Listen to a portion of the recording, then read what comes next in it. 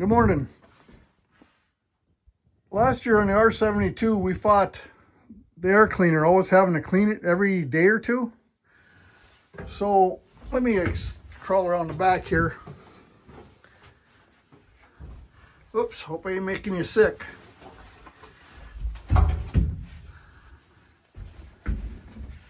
Anyway, on the exhaust pipe, they got a hose that comes over to the air cleaner, and it's supposed to help pull the dirt out so the air cleaner doesn't get plugged in a day or two. Like I said, we were fighting it. So this, we took the exhaust off and start pulling it apart, and we found, well, you can see what we found. But I was just trying to give a heads up on the hose and everything was good. But yet the air cleaner was dirty, and we were getting air cleaner alarms and all that within no time flat. So we looked into it, and this is kind of what we found. Okay, hopefully it helps somebody, and maybe I'm missing something else. Maybe up inside here, it looked good. The Ventura, the little cups in there, they all look good. So I'm not sure, maybe we're missing something. But we did find something on the exhaust. Well, what I'm working on is the air cleaner on this R72 was getting plugged no time flat, and the Venturi that's supposed to pull the dirt away from the air cleaner, and that's done with a hose that comes, this is the exhaust pipe, kind of getting all over the angle here. But anyway, the exhaust, as it's going through the combine, there's a piece of pipe that's up in here. And it's supposed to pull a Venturi, like a vacuum on the dirt on the air cleaner to help keep the air cleaner clean. In this R72, we were cleaning air cleaners all the time. So anyway, I took it and I cut it out. And here's what it looks like. But then you flip it over and you could see what was happening here. There's a hole in it, and it actually wasn't working. So now that I have it cut out, I'll have to go find a pipe like this,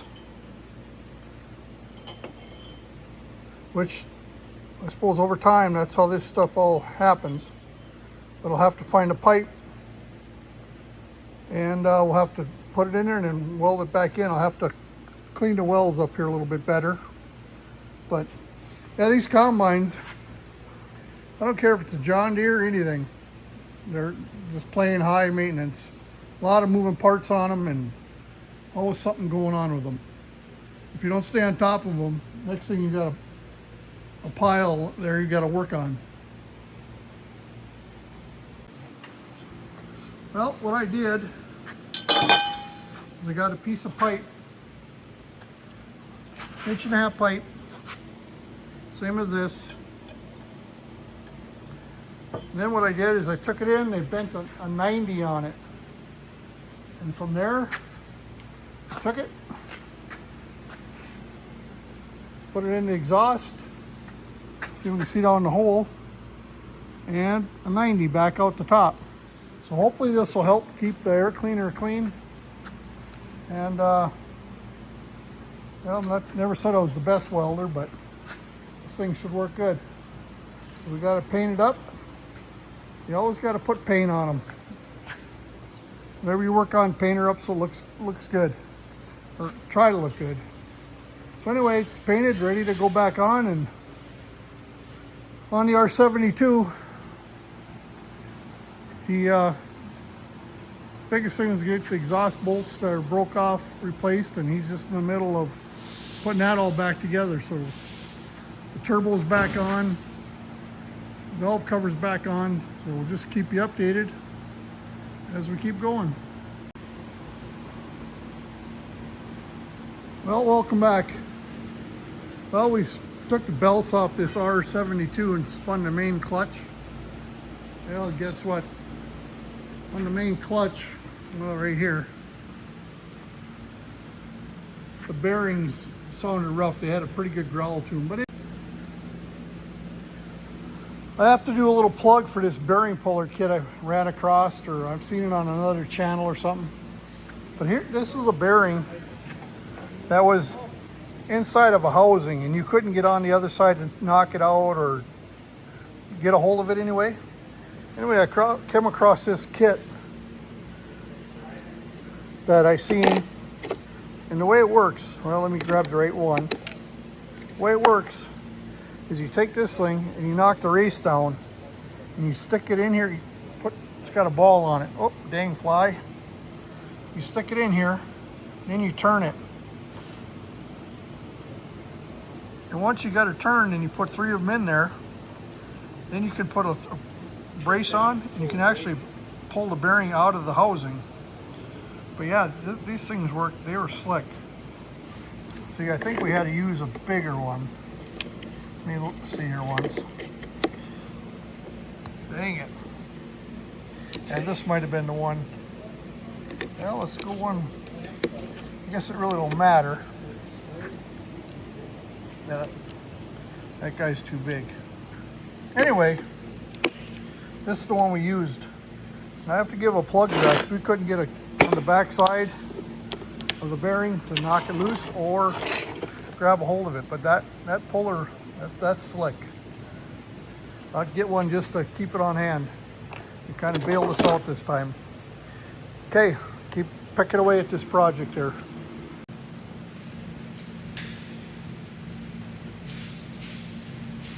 Well, we got the 2 new bearings in it, which we could tell they were rough when we spun them, so we're on the way of putting things back together, and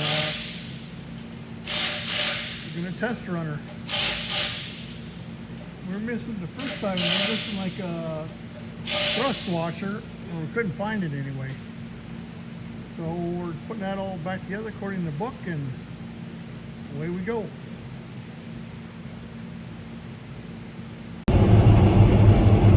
Well, welcome back.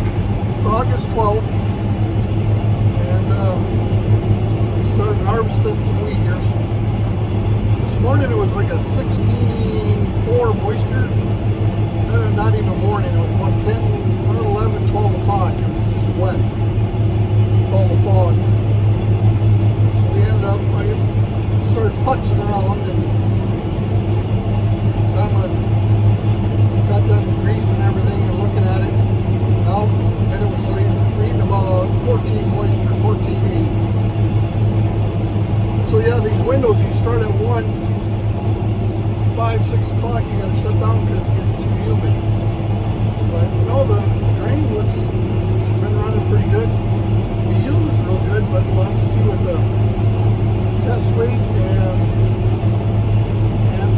protein is gonna look like. So anyway, yeah, let me flip you around and just look a little bit. So yeah, we're it's yielded pretty good. I mean, it looks good. I just hope the quality's there. Oh, let me get through this waterway here. Whoa.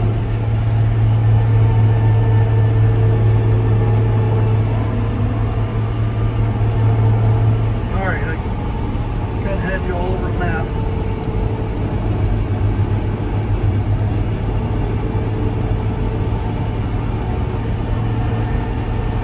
Trying to run the combine and shoot a camera video. So yeah, we're in this thing's about 350 acre field. So yeah, it's gonna be a day's work for me. When the guy's going by yourself, you're trucking and you don't get much done in a day. Especially you take the grain cart away. But all I know is all you can do is do what you can do. Anyway, I got a question for someone out there. Let me grab it here. This northern chill water. Whoops, we gotta drop a little bit and slow down.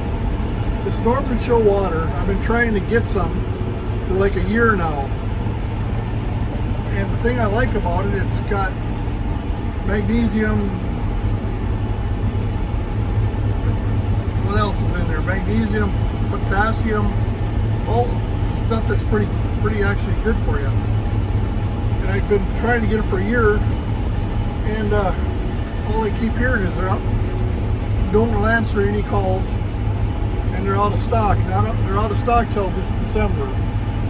Does anybody have any information on what actually is going on with these guys? Are they out of business? What I ordered a pellet of it about a year ago, and I'm about out of my pellet. But yeah, if anybody's got information on this Northern Chill, I sure would like some information. Yeah, the sweep with my yield monitor, it's doing over 50. It's actually it's maybe a tad. Yeah, it's over 50 for sure. It's running well, like I said earlier. So I'll let you go. Bring you back after just any more excitement goes on. Okay, talk to you later. Hey, I brought you back right away. I was going to give a little update on that air conditioning. This is where I'm running my controls right now, and it's good airflow. I don't even have the fan on high, but it's chilly in here. So taking that heater core out and cleaning everything up and sealing any leaks, actually it did wonders. I'm not sure. Here's another shot. I run the rotor about 1040, 1060. Any of you guys out there, what do you guys run your rotors at? Just learning and not good information, I guess. But yeah, the biggest thing is this air conditioning. That helped a lot. Taking the heater core out. I actually left the heater core out. But if I need it, comes sunflowers or something, I'll put it back in. But the guy just don't get enough airflow across in coils to keep things cool. Then they freeze up on you, and the next thing you're griping because it's too hot. But a little bit of info, an update. Like I said, it's done wonders. So, okay, anything else comes to mind, I'll shoot it out there. Leave some comments. Excuse me. Comments on anything you see or anything you do different. Willing to learn.